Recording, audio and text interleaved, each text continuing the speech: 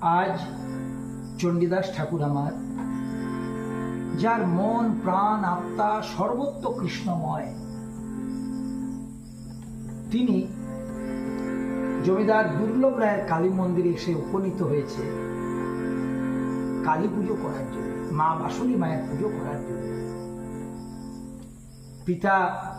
ভবানী প্রসাদ রায় চণ্ডীদাস ঠাকুরকে বলল, চণ্ডী, আমার তো বয়স হয়েছে নাকি,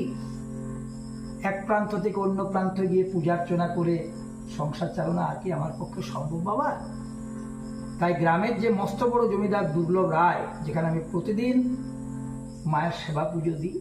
সেই কর্মটা আজ থেকে তুই পালন কর, তাহলে সংসারের অনটনটা কিছুটা যাবে। জমিদার খুব ভালো মানুষ। তাই পিতার কথা মতো আজ জমিদার বাবুর মন্দিরে কৃষ্ণ ভক্ত চণ্ডীদাস ঠাকুর আজ আমার মায়ের বন্দনা শুরু করেছে। আমি কেমন করে করব পুজো, তোর পুজোর বিধি জানি নে মা, আমি কেমন করে করব পুজো,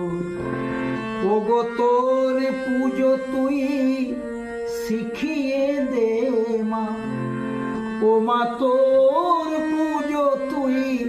শিখিয়ে দে মা, এলো কেশি ত্রিনয়না,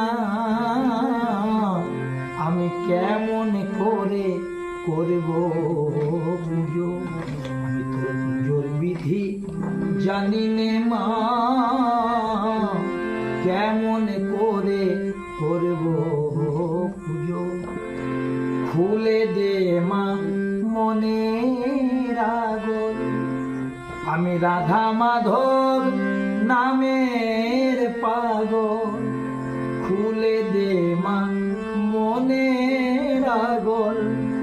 আমি রাধা মাধব নামের পাগল, আমার হৃদয় জুড়ে বসে আছে, আমার হৃদয় জুড়ে বসে আছে ওই বৃন্দাবনে কালো শশী, কেমন করে করব পুজো, আমি তোর পুজোর বিধি জানি নে মা, কেমন করে করব পুজো। ও